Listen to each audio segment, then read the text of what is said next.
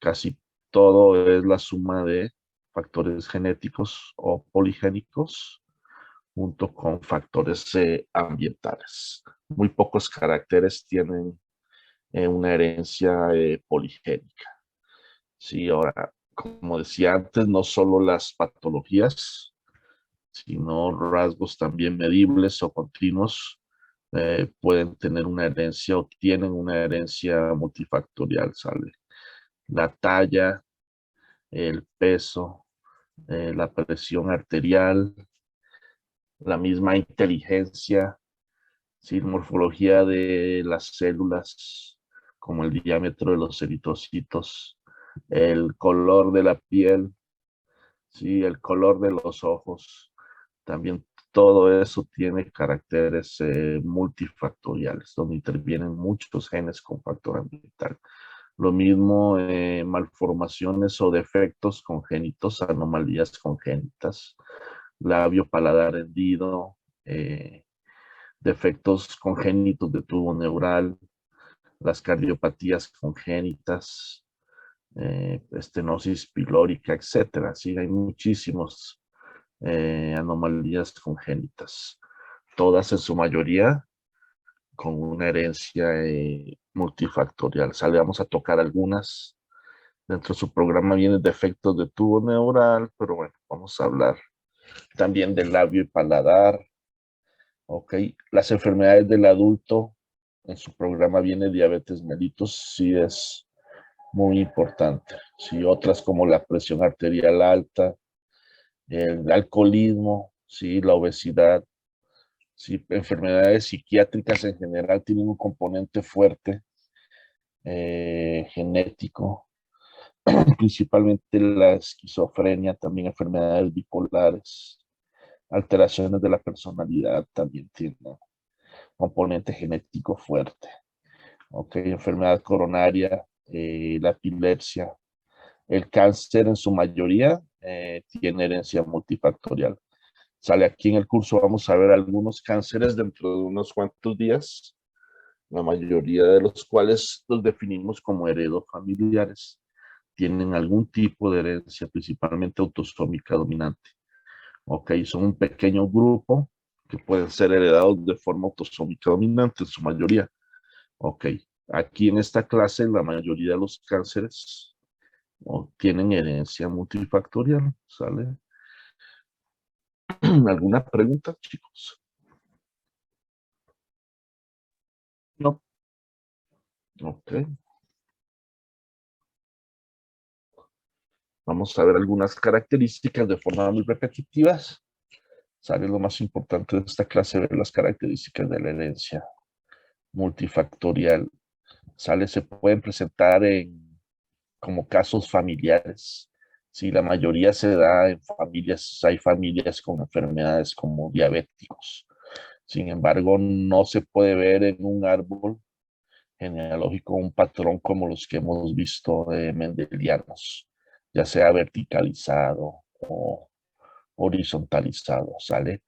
Lo que es un hecho es que sí se presenta en formas familiar, pero sin un patrón mendeliano característico.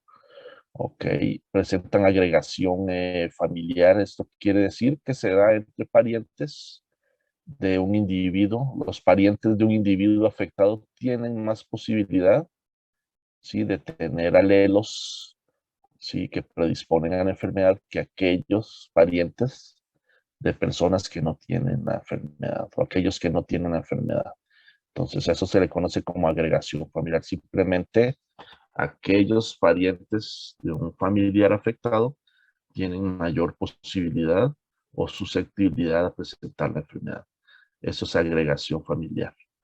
¿Ok? A veces, sí, aunque se compartan esos genotipos o estos alelos o estos genes que predisponen a la enfermedad, no se presenta la enfermedad, sí, en los familiares.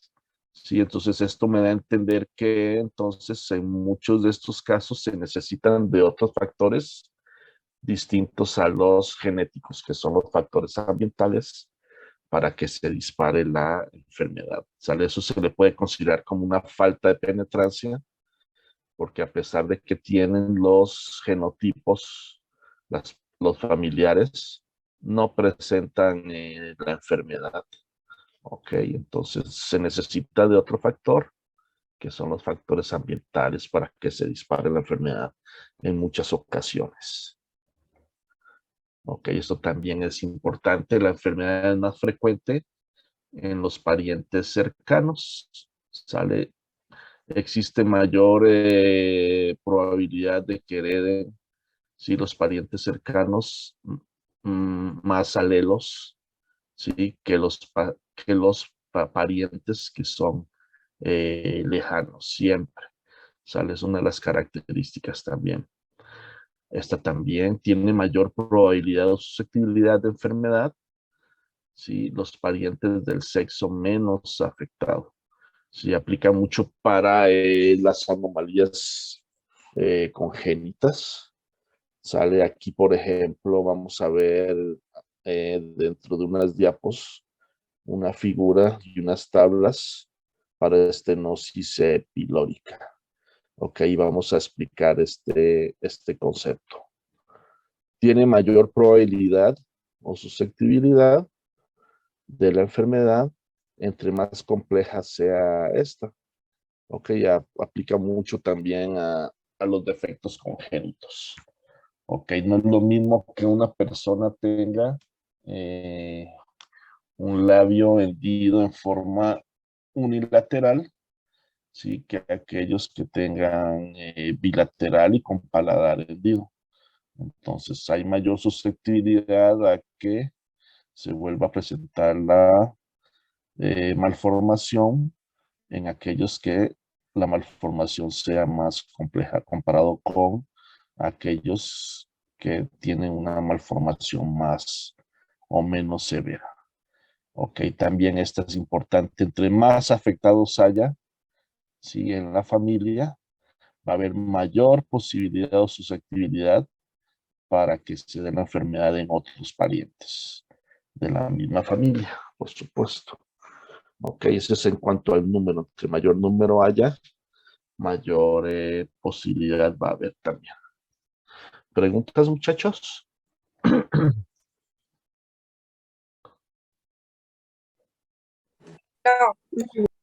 Ok, aquí tenemos, este es un árbol. Sí, entonces dijimos que las enfermedades tienen una tendencia a agregarse en las familias o a presentarse en forma familiar, pero sin un patrón definido. Sale, si yo les pongo este árbol, realmente no me dice mucho sobre un patrón mendeliano. Si hay tanto, podría yo pensar con una no penetrancia, pero bueno, no es lo característico. Aquí tengo una horizontal, pero también tengo vertical. Entonces es un patrón realmente no mendeliano, ¿ok? Pero se ve claramente que hay varias personas en la familia con la misma enfermedad. Por ejemplo, si fueran diabéticos, ¿ok? Entonces la característica es transmisión familiar, si la hay, pero no sigue un patrón mendeliano. Ambos géneros, también eso es importante, sí, se ven afectados o tienen la misma posibilidad de desarrollar la enfermedad. El riesgo de recurrencia es mayor si hay más de un miembro. Esto es lo que dijimos. Entre más personas en la familia haya, mayor va a ser la posibilidad para la descendencia. Cuando hablamos, por ejemplo, de defectos congénitos. Por ejemplo, el defecto de septum ventricular, una anomalía congénita de corazón. Si hay un afectado, la susceptibilidad o probabilidad para otros en la familia, ¿sí? Sería del 3%. Si hay dos afectados, esta subiría más o menos al 10%. Entonces, siempre hay riesgos empíricos. Cuando hay un afectado, aproximadamente en la mayoría de las enfermedades multifactoriales, es como una regla, anda entre el 3 y el 5% la recurrencia. Y cuando hay dos, más o menos entre el 7 y el 12%. Sales como la regla. Y eso no es una fórmula, sino eso sale por estadística de diversos estudios poblacionales o étnicos, donde personas que se han dedicado a estudiar, por ejemplo, estos defectos congénitos y ven las probabilidades, pero esto con números que han adquirido por medio de la estadística, ok, generalmente en hospitales. Ok, el labio hendido, aquí hay otro ejemplo. Si yo tengo un hijo afectado, la posibilidad para un hermano es del 3%. Si tengo dos hijos afectados, si la posibilidad para otro hermano que salga con lo mismo es del 8%. Si hay un hijo y un padre, eso sube al 11%. Si hay un hijo y dos padres, al 40%. Esta es la regla de oro. Entre más afectados, mayor posibilidad de que haya otro afectado en la familia. En este caso, como es, hablamos de defectos congénitos para descendientes de algún afectado o de algún familiar de los papás, por ejemplo. ¿Preguntas aquí, chicos, en esta característica? No. Ok, No. bueno, estamos repitiendo mucho las características para que se las aprendan bien. Ok, esto es lo de la complejidad. También, entre más severa sea el defecto congénito en este caso, también hay mayor riesgo de recurrencia para la enfermedad. Si no es lo mismo que se tenga un labio hendido unilateral o bilateral que tenga el bilateral con paladar, o no es lo mismo una espina bífida que una anencefalia, por supuesto. Las segundas son mucho más severas. Entre más severo, vamos a ver después una tabla en el transcurso de esta plática, para ver los riesgos de recurrencias, entre más severo sea el problema. Si hablando de un solo tipo de malformación, comparándolos, ¿no? O de defecto congénito en este caso. Ok, aquí está lo de la recurrencia. El riesgo de recurrencia es mayor si el caso índice es del sexo menos frecuentemente afectado. Entonces aquí ponemos, y vamos a seguir hablando de estenosis pilórica un ratito. Sí, la frecuencia, por ejemplo, es mucho mayor en varones que en mujeres, pero si se presenta en una mujer, sí, la estenosis pilórica, el riesgo para sus familiares va a ser mucho mayor por esta característica. El riesgo de recurrencia es mayor si el caso índice es del sexo menos frecuente afectado, en este caso una mujer. O si fuera una enfermedad de Hirschsprung, el más frecuente es el varón. Entonces, si se presenta en mujeres, también el riesgo es mayor. O vamos a voltear la artritis reumatoide es más frecuente en mujeres. Si se presenta en un varón, el riesgo para los familiares va a ser mayor. ¿Ok? Ahora, viendo chicos, este cuadrito, aquí tenemos un paciente varón, este es para estenosis pilórica, datos en dos poblaciones distintas, cuando el varón es el afectado y cuando la mujer es la afectada. Y la susceptibilidad para hermanos. ¿Sale quién me puede interpretar estos números, chicos? Ok, les doy un minuto para que vean el cuadro y levante la mano el que quiera participar.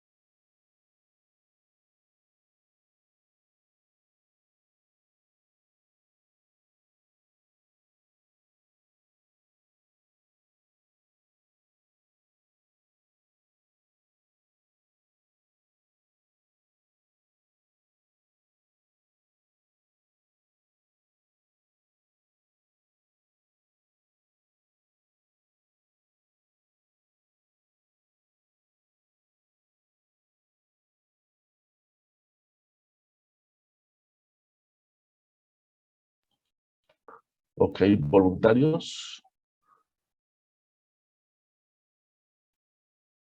Alcen la mano, por favor. No tantos. Ok, José Antonio. Sí, bueno, en este caso, como lo vimos, bueno, arriba dice que la estenosis pélvica se presenta en 5-1, mayor en varones y menor en mujeres. Ajá. Pero cuando se presenta en mujeres, pues es mayor el riesgo de recurrencia y en este caso, pues como la paciente, bueno, en el recuadro donde dice paciente mujer, pues Ajá. se observa que la recurrencia sí es mayor para hermanos y hermanas que si se presentara en un paciente varón. Ok, correcto, ¿no? Nada más, gracias, Antonio. Nada más para completarte, sería, por ejemplo, si vemos aquí es 9.2, ¿sí? Contra 3.8. Ok, si fueran hermanos, si comparando a la mujer, vaya a tener el riesgo más elevado para ellos. Ok, 12.5 contra 9.6.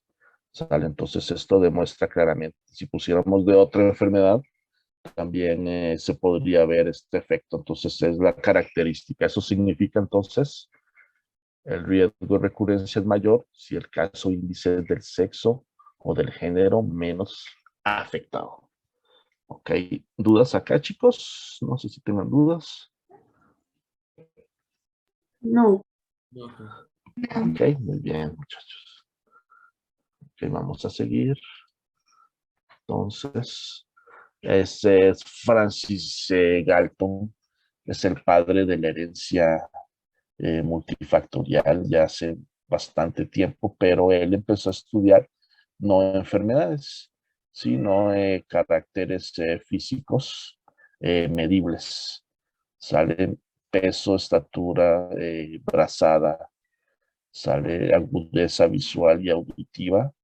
Ok, estableció ciertas características o grado de correlaciones entre diferentes parientes, principalmente padres e hijos.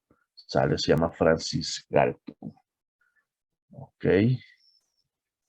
Ahora, si nosotros vemos o medimos, sí, o pudiéramos graficar los caracteres multifactoriales, sí, todos caerían dentro de un tipo, sí, de curva llamada curva gaussiana de distribución normal de la población, o nosotros también la llamamos como campana, ¿no? Donde existe un promedio general y si se pasa de cierto umbral, sale, se va a dar la enfermedad o una persona familiar tendría mayor susceptibilidad a desarrollarla. Entonces así tenemos esto en una herencia mendeliana. Esto es lo característico, por ejemplo, 3 genotipos. Si nosotros vamos sumando genes, esto va a ir tomando la forma de una curva gaussiana, que es esto. Si sumamos más, cada vez se va a parecer más hasta que nosotros tendríamos eso, donde la mayoría de nosotros caería dentro de una distribución normal, pero hasta cierto límite, que nosotros llamamos umbral. Si nosotros pasamos ese límite, vamos a ser susceptibles a enfermedad o desarrollamos la enfermedad. Ahorita vamos a ver, no, vamos a saltarnos esto tantito para llegar a esta curva. Esta sería mi curva gaussiana. Sí, la mayoría de nosotros entraríamos dentro de esto, pero hay unos pocos pacientes que pasan este umbral. Sí, esta área me dice que tienen mayor susceptibilidad a ciertas enfermedades que son las multifactoriales. O para una característica, si se pasa de aquí, por ejemplo, para talla, estos serían más altos que el promedio general, si los que pasen de este umbral. Si no solo es para enfermedades, podría caber para otras características, sí, medibles, pero caerían fuera de lo que representa la mayoría de nosotros. Ajá, esto se le llama modelo del umbral. Y se explica muy padre aquí.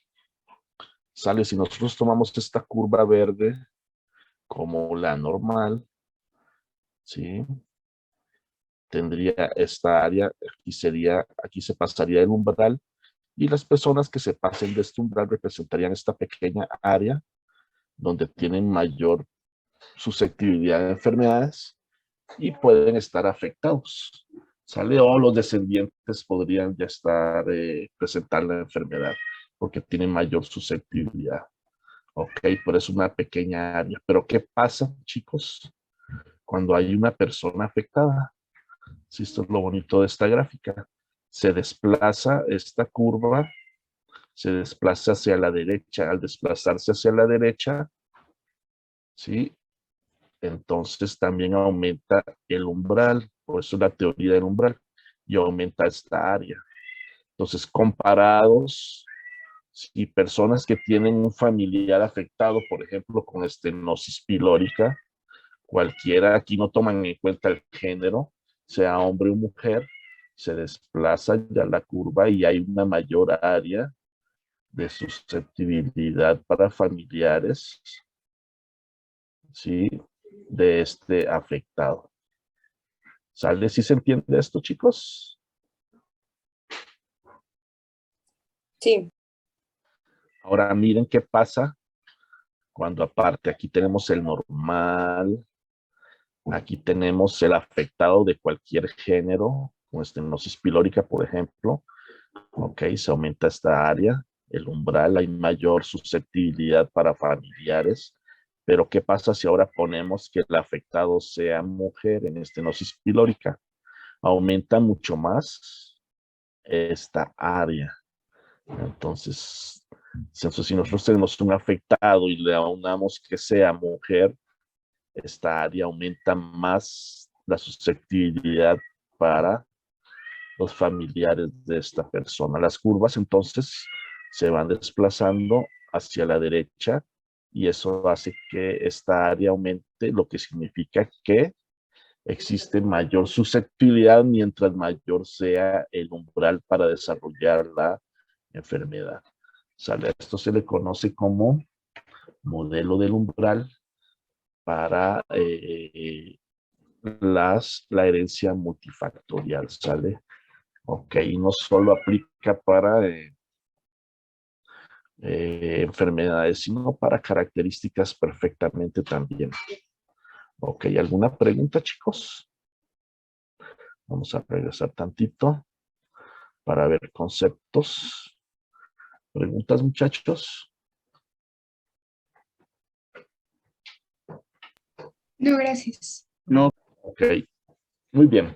Ahora, aquí hay otra, acuérdense entonces que la definición de herencia multifactorial es aquella que tiene tanto, sí, influencia, sí, de muchos genes aditivos como de el ambiente. Ahora, aquí hay un concepto que se llama heredabilidad en esta herencia. Entonces, a veces muchas personas, sí, que estudian esta herencia quisieron saber qué tanto pesa la parte genética sobre el fenotipo. O sea, del total, cuánto es lo genético y cuánto es lo ambiental. Entonces, para lo primero, lo genético, sí, entonces hicieron esta definición, heredabilidad. Entonces, heredabilidad es la parte genética, sí, que influye en el genotipo total, en un carácter o en una enfermedad multifactorial, ¿sale? Entonces, eso es heredabilidad. ¿Cuánto de la varianza fenotípica se debe a los caracteres genéticos? Eso es heredabilidad, ¿sale, chicos? Lo representamos como una h al cuadrado y simplemente generalmente se va a expresar en valores que van de 0 a 1. Entre más cercano sea a 1, quiere decir que la parte genética es la más fuerte para el fenotipo. Entonces puede ser entre 0 o 1, que va a representar, también pueden representar un porcentaje. ¿Sale? Si fuera 0.75 sería el 75%. sea, la unidad se toma como un 100%. Entonces puede venir con números de 1 a 0 o en porcentaje. Sí, la mayoría lo pone en porcentaje, pero bueno, tienen el mismo significado, ¿ok? Entre más cercano a 0, quiere decir que el componente más fuerte va a ser el ambiental. Ok, chicos, casi ninguno llega a un 100% porque es multifactorial. Entonces, porque ahí hay una diapo que dice el 100% para diabetes mellitus 2, pero no, anda entre el 80 y el 90% realmente. Exageraron un poco en esa tabla que ahorita voy a presentar. Ok, este es el verdadero para la diabetes tipo 2. El alcoholismo, sí, es una enfermedad también multifactorial. Sí, tiene el 60%. Y ha servido para estudiar modelos. Salen modelos en gemelos. Sí, uno de los modelos para estudiar la herencia multifactorial son los gemelos monocigotos contra los dicigotos. Y el alcoholismo siempre se me hace un buen ejemplo para ver el componente genético. Ok, aquí tenemos otros componentes. La esquizofrenia es bastante fuerte, vean. Sí, del 70% es componente genético y la diabetes 2, el 90%. La uno es un poco menos, se anda por el 30-40%. Las enfermedades cardiovasculares también, ok. Y el labio también, labio paladar hendido, anda por el 60%. Ok, preguntas, chicos. O punto 6, sale aquí podría ser punto 6 o 60%, cualquiera de los dos. ¿Alguna pregunta, muchachos? No. No. No. Ok, ¿seguros? Sale. Es un tema bastante bonito. A muchos no les gusta darlo. Se les dificulta un poco, pero es interesante. Luz, Angélica. Sí, es que yo no entendí muy bien el concepto de heredabilidad. O sea, quiero entender que cuánto fenotípicamente, cuánto va a variar de acuerdo a la predisposición genética, o lo entendí mal. Sí, tú tienes un 100% de fenotipo, ¿no? Hazle, ¿no? ¿Cuánto de ese 100% del fenotipo total corresponde a lo genético? Pues mira, en un alcoholismo corresponde a un 60% de lo genético del total. Y digámoslo así, 40% ambiental. Ajá. De la Ok. diabetes, el 90% del fenotipo de la diabetes corresponde a factores genéticos, ¿sí? Y 10% ambientales. ¿Sale? A eso se Sí, refiere. ¿Sí? gracias. ¿Cuánto de tu fenotipo, hablando numéricamente o en porcentaje, representa lo genético del total? ¿Sí, más o menos, Angélica? Sí, doctor, gracias. Ok, a eso se le conoce como heredabilidad. Ok, ya viene, bueno, la definición más exacta y, y del libro, cuánto de la varianza fenotípica de una característica se da a diferencias genéticas. Pero bueno, aquí lo importante es que con tus palabras tú puedas entenderlo. Ok, muy bien, y todos los demás también.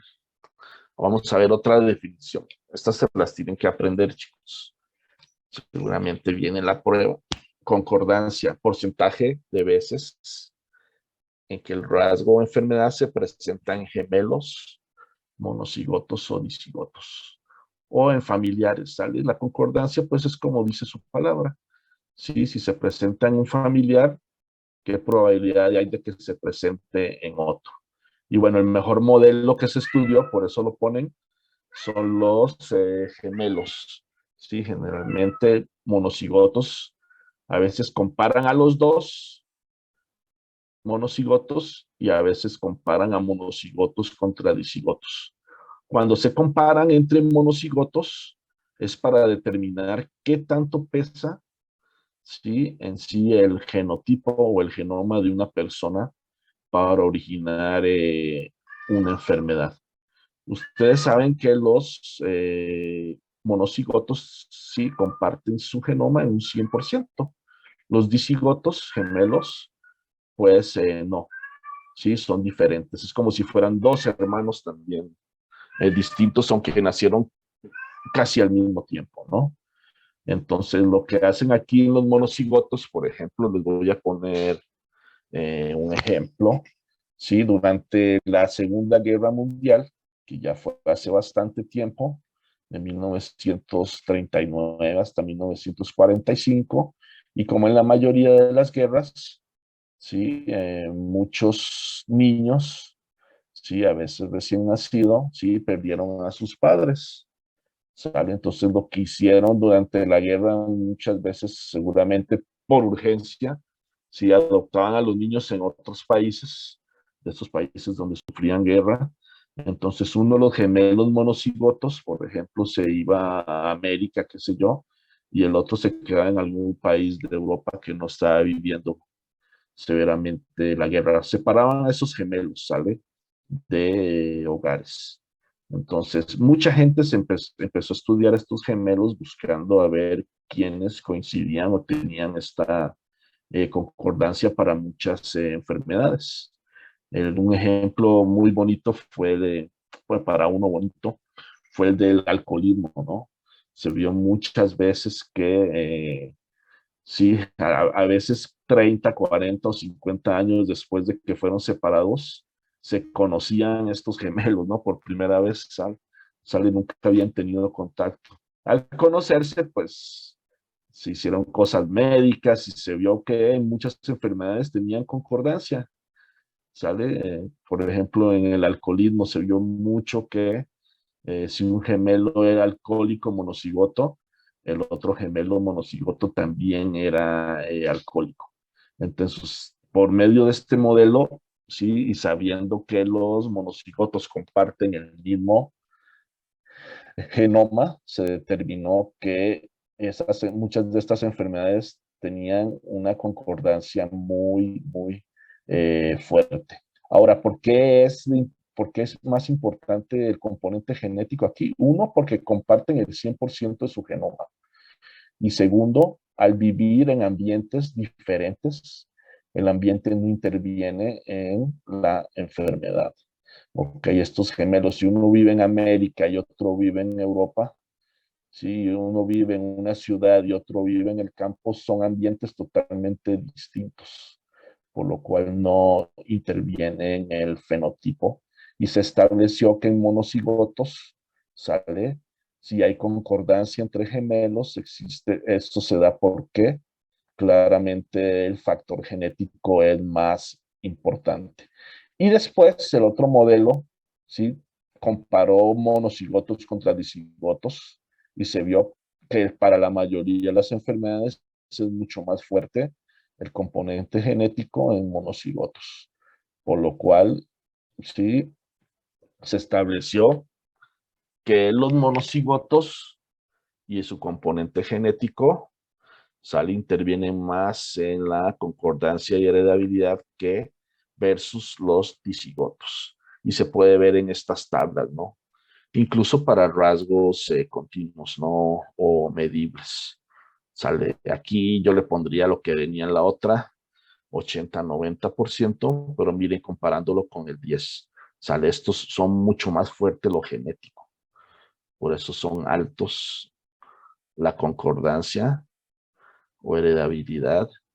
Y en los dicigotos, si los comparamos entre los dos, sale la mayoría va a tener de los dicigotos, va a ser más bajo esta heredabilidad, lo que me dice que aquí hay otros factores distintos a los genéticos que intervienen en que baje este porcentaje. Sale esta la importancia de este modelo. Monocigotos me dice que, repito, el componente más fuerte es el genético. Los dicigotos me dicen que hay otros factores, aparte de los genéticos, que intervienen los ambientales. Por eso baja este porcentaje de heredabilidad. ¿Sale? ¿Queda claro, chicos? Sí, doctor. Sí. Ok, muy bien. Ok, ya vimos esto porque hasta le habíamos adelantado. ¿Quedó claro lo del umbral, chicos? Sí, doctor. Ahora, este es otro modelo, muchachos. Entonces, ahora el otro modelo para estudiar las enfermedades multifactoriales y principalmente para estudiar la parte genética es hacer estudios genéticos directos. Se utilizan marcadores aquí que se llaman SNPs. Si ustedes ya saben que los SNPs son el polimorfismo más frecuente que hay dentro del genoma. Y aquí lo que se hace, chicos, en este estudio de casos controles, como dice su nombre, siempre voy a comparar casos que son enfermos de X enfermedad multifactorial contra personas no enfermas, que nosotros les llamamos controles. Si aquí, por ejemplo, compararon casi 100 personas contra 100. Si esto es un tipo de glaucoma, ¿sí? Que tiene herencia multifactorial y se quería determinar los SNPs que podrían ser de susceptibilidad, ¿ok? O de... hay genes de susceptibilidad y genes de protección, ¿ok? Aquí hay una estadística, chicos, que se llama OR, se llama odds radio, ¿sí? Su valor neutro o base es 1. Ajá. Y hay algo que se llama intervalo de confianza. Si el intervalo de confianza va de valores, también si son valores menores a 1, el intervalo para que sea significativo también tiene que ir en valores de menos de 1 para protección. Si son valores mayores a 1, por ejemplo, este de 2.4, el intervalo también tiene que ser mayor a 1 en sus dos extremos, por así decirlo. Ok, si en caso de que haya un valor como este de 1.1 que me dice que a lo mejor hay riesgo porque es mayor a 1, pero si el intervalo abarca desde menos de 1 a mayor de 1, no es significativo. Y hay otra estadística que se toma como 0.05 para que sea significativo y se llama P. ¿Ok? Entonces, ¿aquí qué significa esto, chicos? Entonces, estudian muchos SNPs a través del genoma y se compara entre personas enfermas y personas sanas y simplemente se ve en quién es más frecuente y se sacan ya una serie de fórmulas para calcular este OR. Vamos a ver este que está bastante fuerte, este último. Mira, una persona que tiene este SNP o polimorfismo de un solo nucleótido, sí, tiene dos tipos de alelos, el C y el T. Ok, aquellas personas que tienen un genotipo, pueden tener genotipos CC, CT y TT, o sea, dos homocigotos y un heterocigoto. Ok, vamos a ver, vamos a analizar este primero. Sí, miren, si aquellas personas que tienen TT en el estudio, sí, se vio que controles tenían 27 y afectados tenían 51, casi el doble, ¿no? De los afectados. Se saca la estadística, el OR, se ve que está por arriba de 1, entonces es de riesgo. Y después se ve el intervalo de confianza, también está por arriba de 1, también entonces es un probable genotipo de susceptibilidad y la P también es significativa, es mucho menor a 0.05. Ahora, ¿qué significa este 2.6? Significa que las personas que tienen el genotipo TT en este alelo o SNP tienen un riesgo de 2.6 veces de desarrollar este tipo de glaucoma comparado con las personas que tienen, que no tienen el TT. Ok, ¿sale, chicos? Así es como lo voy a interpretar. Entonces, por ejemplo, ¿para qué me sirve esto? Por ejemplo, se lo hago yo a César, sí, uno de sus compañeros, creo que alguien que se llamaba César, sí, o Angélica, que me habló ahorita. Si yo le hago a Angélica este estudio genético y ella me sale TT, ella tendría 2.6 veces más posibilidad de desarrollar glaucoma que una persona que no tenga el TT o que tenga estos otros dos. ¿Sale? Ese es el significado. O sea, estos estudios van a decir susceptibilidad. mas no son causa, chicos. Simplemente tienen más riesgos. Y entonces ahí es donde yo puedo tomar medidas, ¿sí? Para tener mayor vigilancia, a lo mejor con el médico, cambiar ciertas cosas para no desarrollar la enfermedad. No quiere decir que la vaya a desarrollar tampoco, pero sí tengo un riesgo aumentado comparado con una persona normal que no tenga esto. O si Angélica tuviera el CC, como está por debajo de 1, tanto el OR, que se llama odds radius, como el intervalo de confianza, los 3 valores están menores de 1, entonces está protegida, ¿sí? Si ella tiene este genotipo, está protegida contra el glaucoma, ¿ok? O tiene menos riesgo de desarrollarlo. Sale así, yo interpreto estos estudios, ¿sale? Yo utilizo SNPs, ¿sí? Hay un SNP, acuérdense, cada 1000 pares de vasos, si no me equivoco, ¿ok? A veces hay estudios donde se utilizan 1.000.000 de SNPs y se les hace a los controles y los SNP y se ve cuál de estos SNP tiene valores significativos, ¿ok? A través de todo el genoma. ¿Ok? ¿Alguna pregunta, chicos? Ahorita vamos a retomar otro ejemplo y les voy a preguntar a ver si entendieron. ¿Preguntas, muchachos? No, doctor. Ok. Vamos a ver. Esta es una frecuencia también de concordancia en los diferentes. Ok, eso ya lo vimos. Ok, esta es la incidencia. Sí, para ver nosotros el labio paladar hendido más o menos 0.41, 0.7 por 10.000. Sale su programa, nada más viene de efectos de tubo neural. Sale de 2 a 10 en 1000 recién nacidos, por ejemplo. Ok, pero bueno, hay cosas que podemos modificar del programa porque hay cosas más frecuentes. Sí, las cardiopatías congénitas de 4 a 8 son mucho más frecuentes para tomar en cuenta. Ok. Aunque no venga, lo vamos a ver, chicos. No importa. Sí, labio y paladar hendido. Sí, es muy frecuente, 1 en 700. Es más frecuente el labio hendido en el varón. Al contrario, el paladar hendido es más frecuente en la mujer, 1 a 2. Ok, se ha visto esto, chicos. Sí, en los años 60, finales de los 60, principios de los 70, se vio que el consumo de ácido fólico era un factor protector para los defectos de tubo neural. Sale eso desde hace mucho, se conoce, hace 50 años, ¿sí? Hace más o menos unos 20, 25 años se empezó a ver que este consumo de ácido fólico también era protector para el labio hendido y no para el paladar.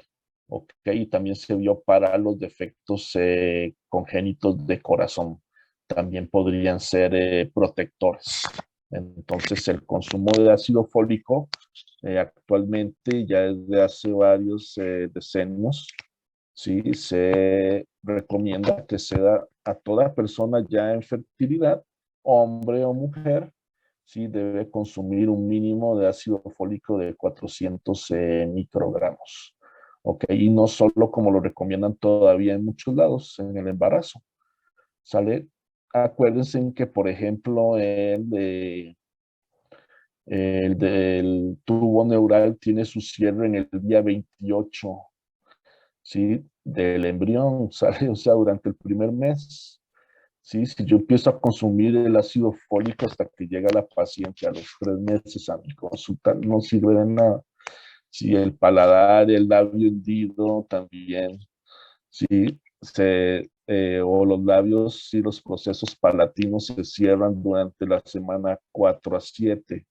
Ok, si yo tomo ácido fólico hasta los 3 meses, sí, o la mujer, no sirve de nada.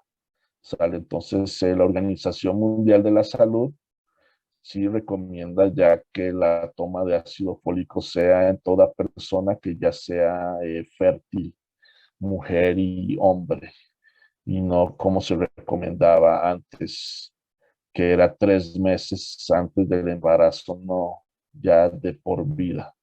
Sí, entonces eso es una nueva estrategia para evitar estos tipos de defectos congénitos porque el ácido fólico ha demostrado contrarrestarlos. ¿Ok? Hay un gen, ¿sí? De predisposición. Todos estos son de predisposición. No son como los mendelianos, estos genes, chicos. Los mendelianos, si están mutados, sí te dan la enfermedad, ¿no? Como lo vimos en el curso. Estos no.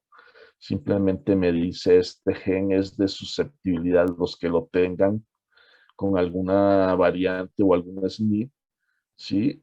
Podrían tener mayor susceptibilidad a desarrollar labio y paladar hendido que aquellos que no tengan ese polimorfismo.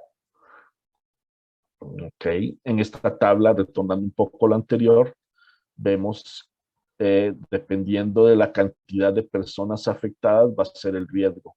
Aquí tanto para el labio hendido como para defectos de tubo neural, tipo anencefalia y espina bífida.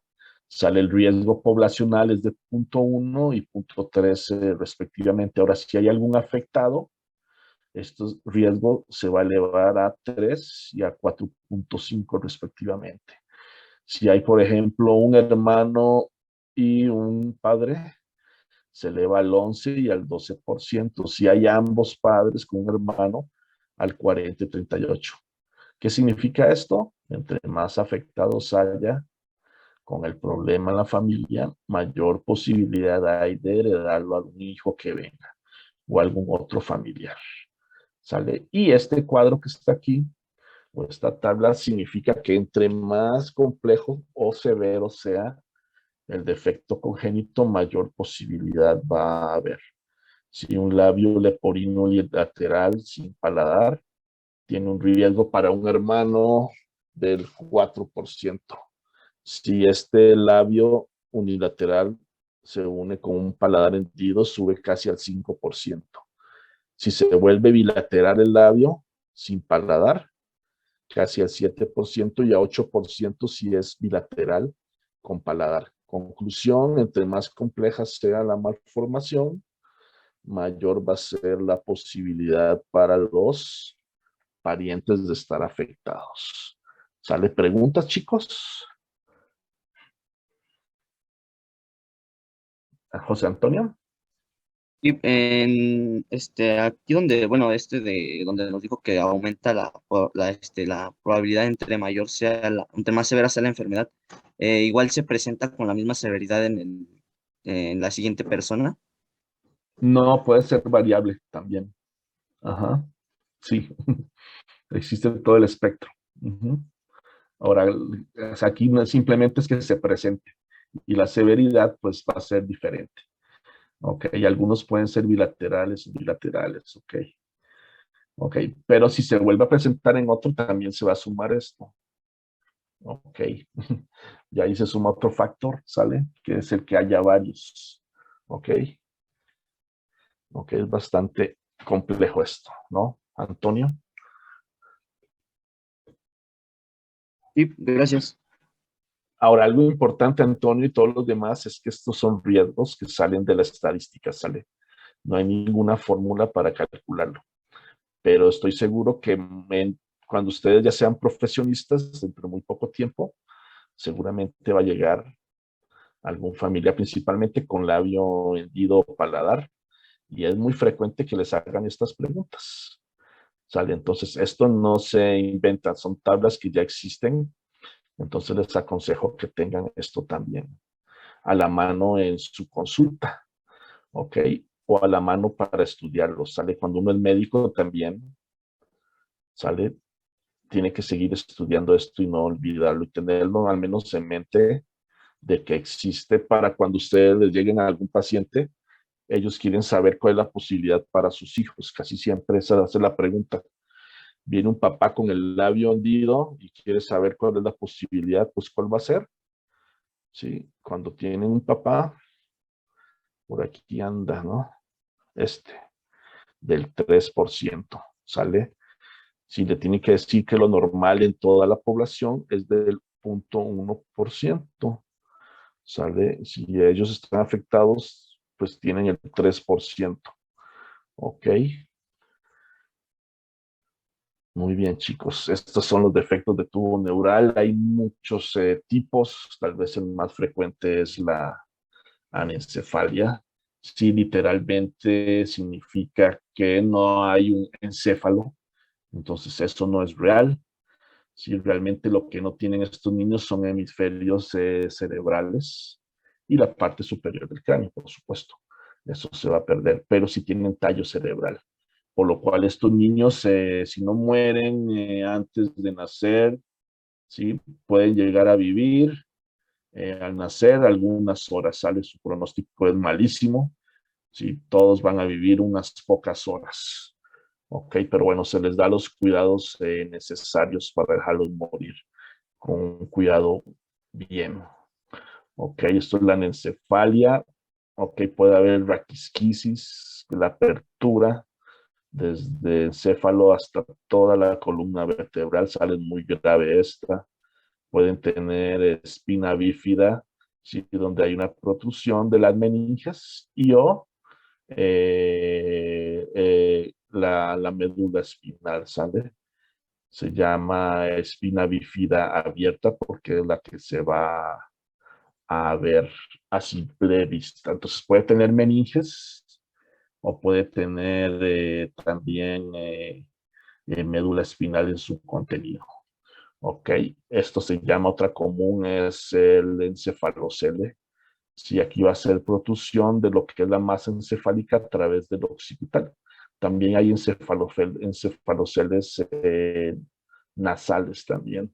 Ok, hay que tener cuidado con ellos. Puede haber una espina bífida también oculta que no se vea, pero generalmente estas personas o niños van a tener ciertas características que me puede hacer pensar en eso. Uno es que tenga un hoyuelo sacro por donde salga líquido, y ese líquido puede ser líquido cefalorraquídeo, o pueden tener un mechón o un pelo, ajá, generalmente negro, ¿sí? También me hace pensar que existe una espina bífida oculta.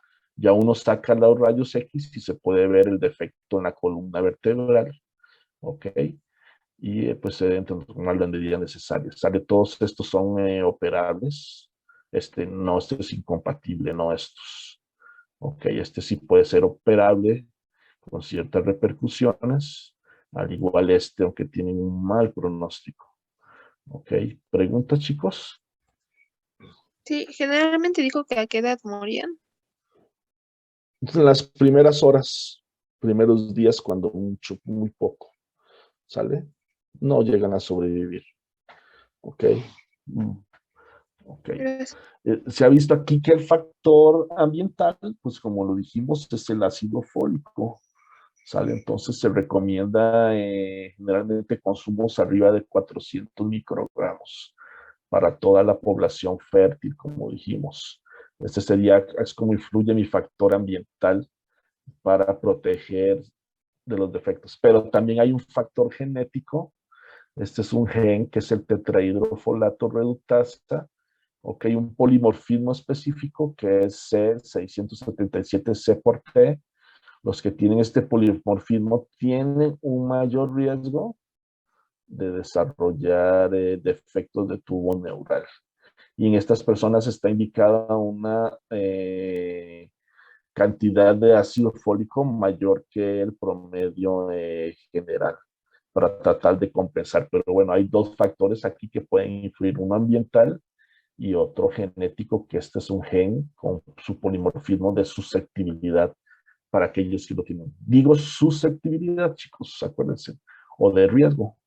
¿Sabe? No quiere decir que si lo tienen te va a dar, pero si tienen un riesgo mucho mayor que los que no lo tienen. Ok, así es como yo debo manejar esto. A ver, chicos, interprétenme en esto. Sí, les voy a explicar nada más para que se... Esta es la deficiencia de ácido fólico. Es un estudio que se hizo en personas que tienen labio con sin paladar o solo tienen paladar hendido. Ok, esta es la toma de ácido fólico. Algunos no se les dio, algunos se dieron de 1 a 399 microgramos y a otros se les dio más de 400 microgramos. tanto para labio con paladar o sin paladar, como para paladar solito. Se les dio estos. Y esto es lo que salió. A ver, chicos, ¿quién me interpreta este? ¿Qué fue lo que les pasó a los que tomaron entre 1 y 399 microgramos de los de labio hendido con o sin paladar? ¿Cómo interpreto los odds radio y el intervalo de confianza? A ver, un voluntario para esta primera fila.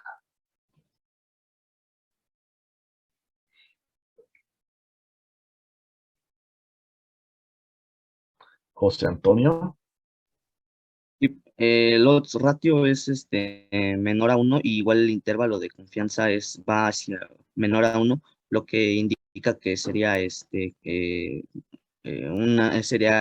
protección, tiene protección. Pero este que estoy señalando es menor a 1. 1.3. No, Entonces, esto no es válido. A pesar que yo tengo ya el valor de este me dice que no es significativo. Tendrían que estar, acuérdense, en los dos valores del intervalo de confianza por abajo de 1 para que sea de protección. Entonces, en los que toman de 1 a 399, no es significativo. En ellos no hubo cambio. Pero los que tomaron, ahora sí, José Antonio, los que tomaron más de 400, ¿qué les pasó? Si nos fijamos en estas columnas, al menos en estas tres primeras. el intervalo de confianza cayó entre 0 y 1, lo que indica protección. Exactamente, y el R me lo confirma también. Todos menor de 1. Entonces, las personas que tienen labio con o sin paladar, que tomaron más de 400 microgramos, sí, en este estudio estuvieron protegidos, sí, contra el labio y paladar hendidos. Y a ver aquí, José Antonio, vamos, ya que estás de voluntario, sí, perdón. Esto es significativo. Ahora se estudiaron también el grupo de los que tuvieron solo paladar. ¿Sí? ¿Fue significativo la toma? No, No. Si se fijan, entonces, muy bien, gracias, José Antonio. Este tuvo 0.81, que aparentemente es significativo, pero el intervalo de confianza va arriba de la unidad. Ok, en todos. Entonces, no influyó la toma del ácido fólico en quienes padecieron paladar hendido, ¿sale? Ok. Pero sí en los de labio con paladar. Principalmente entonces labio, ¿sí? Es protector el ácido fólico contra el labio. Ok, aquí en esta otra tabla vemos genes de susceptibilidad, son muchos, pero el que más se ha descrito en muchísimos estudios es el interferón regulador del factor 6, así se llama, IRF6. Está bastante conocido que es un gen de susceptibilidad. Ok. ¿Preguntas, chicos? no. Ok, ya para finalizar, vamos a hablar unas cuantas diapos de diabetes mellitus. Es una enfermedad muy frecuente en todo el mundo. ¿Sale? Por eso viene dentro de nuestro programa, tiene una herencia multifactorial de forma muy clara, ambos tipos principales, que es la tipo 1 y la tipo 2. Se da por un metabolismo alterado con hiperglucemia, ya sea por deficiencia en la secreción o una resistencia. Desde un punto de vista genético, representan muchos síndromes, ¿sí? Separados, aunque es una sola enfermedad.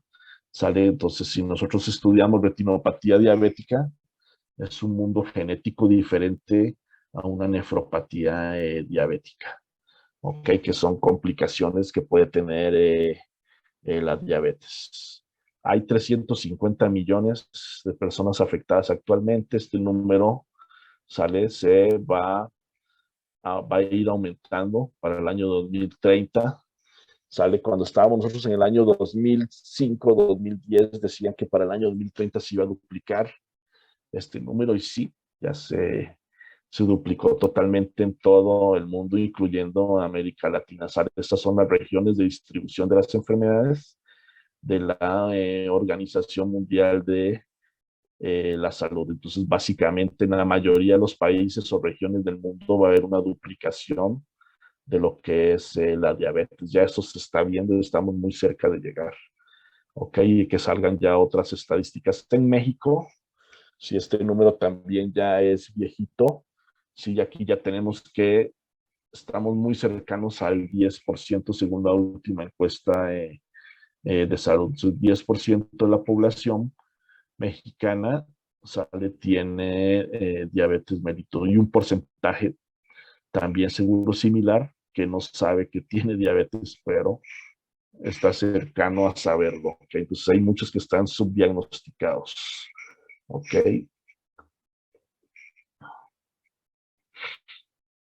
Sí, en la diabetes tipo 1 fue donde se empezó a estudiar y se vio que estaba ligada al complejo mayor de histocompatibilidad. Entonces, de los primeros estudios que se hicieron fue sobre esta región del complejo mayor de histocompatibilidad y se vio que los que tenían un polimorfismo en la posición 57, en el aminoácido 57, aquellos que tenían asparagina, sí tenían resistencia, sí sacaron una estadística como las que vimos ahorita, ajá, y los que tenían alanina, sí tenían susceptibilidad. Fue de los primeros estudios que se hicieron. Ya actualmente existen muchísimos genes, que se ha visto que son de susceptibilidad. ¿No? Estos principalmente SNPs, así es como se saca. Ajá. Valeria, Sí, pregunta. profe, en la diapositiva anterior decía que la prevalencia es mayor en mujeres. ¿A dónde? En la Aquí diapositiva. en México, sí. Uh-huh. Sí. Los dos se ven Gracias. afectados, pero es un poco mayor en mujeres, ¿sale? Sí, es Como que las tenía duda porque. características. Ok. Es que en mi Sí, familia la prevalencia es en hombres, entonces por eso me quedó duda. es variable, pero si sumamos a toda la población, es lo que más se ve estadísticamente, ¿sale? Sí. Sí, gracias. Ok. Uh-huh. Sí, de nada. Ok, vamos a ver aquí. A ver, este me gusta mucho. Este es un estudio de casos controles, es para que ustedes me lo expliquen. Ajá, donde se estudiaron, los casos fueron diabéticos con retinopatía diabética. Ajá, y los controles fueron nada más diabéticos, sin retinopatía. Entonces aquí se quería buscar cuáles genes eran de susceptibilidad o cuáles SNPs. Estos son los SNPs. Se describen como RS. Ok. Este es el cambio A por G. Las personas, digamos, sanas tienen A y los otros tienen G. Este es el odds radio, chicos. Este es el intervalo de confianza. Y este que está aquí son genes que están cercanos a este polimorfismo y que podrían ser los genes candidatos a estar relacionados a susceptibilidad. A ver, ¿quién me quiere interpretar? Vamos a ver uno bonito. A ver, todos estos tienen importancia. A ver, este que está fuerte. A ver, ¿quién me lo quiere interpretar? ¿Qué significa ese 3.04? Ahora repito, los casos son retinopatía diabética. Y los controles son diabetes solita, sin retinopatía diabética. Quiero saber cuáles genes o polimorfismos RS son de susceptibilidad o de protección para retinopatía diabética, ¿sale? A ver, ¿quién interpreta este que estoy señalando? Ok, Ana Gabriela, muy bien. Así me gusta que participen. Bueno, yo creo que es de susceptibilidad para la retinopatía ¿Por qué? ¿Por qué? en ese locus. Porque el odds radio es de 3.04 y tendría que estar entre 0 y 1 y el intervalo No, pero para también que sea está. perdón que te interrumpa, para que sea susceptibilidad, ¿cuánto tiene que ser? No, no es entre 0 y 1. Más de uno. Más de 1, ok, sí, ahora sí lo dijiste bien. Porque si es entre 0 y 1 o menor a 1, es de protección, Es normal. Sí. ok. Que ahorita uno de sus compañeros no lo va a decir. Ah, ok, entonces sí. Ahora, ¿qué significa este 3? ¿Cómo lo interpretarías tú? ¿Cómo le Que tiene dirías? más, Ujú. que tiene pues a lo mejor más ¿Cuántas veces? probabilidad o más susceptibilidad, 3 veces más 3 probable que veces tenga más. una Sí, ahora, retinopatía. si tú se lo haces a tu papá, este, y tu papá es diabético, supongamos, ¿no? Ajá. Sale con este susceptible, ¿qué le dirías a tu papá? Pues que tiene que modelar, pues y cambiar su estilo de vida para que, si ya es muy susceptible de manera genética, pueda intervenir en lo ambiental para que pues no se dé la enfermedad, porque de por sí ya es muy susceptible. Ok, sí, correcto. Pero ¿qué le dirías en cuanto al número de 3 a tu papá? Que tiene que, Que tiene 3 veces más probabilidad es 3 veces más susceptible a tener una retinopatía que otros que una pacientes. persona que no tiene este cambio. Siempre relacionado a este cambio, ¿sale? Ok, muy bien. Ok, ¿algún voluntario para este?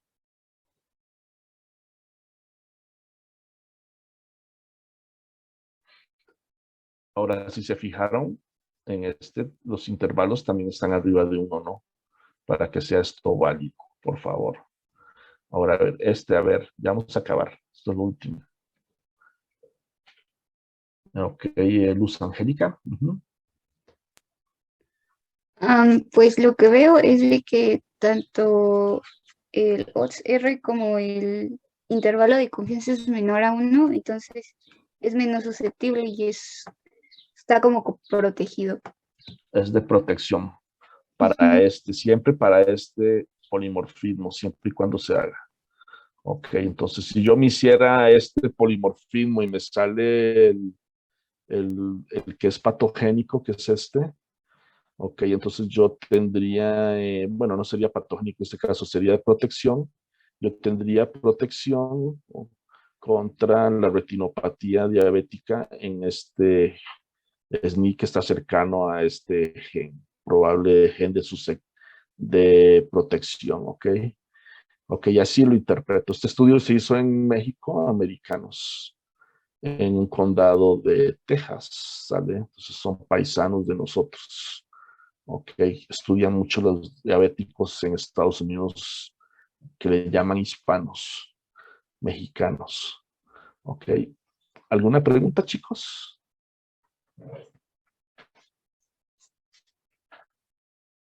No, doctor. Bueno, esto ya no vendría. José Antonio,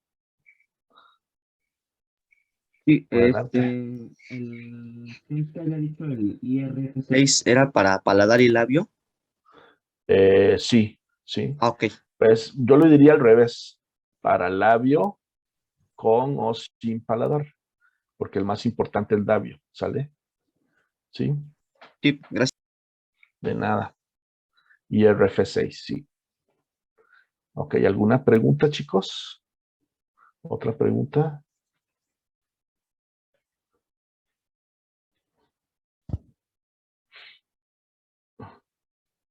Ok, bueno, si no hay preguntas, chicos, doctora, no sé si tiene algún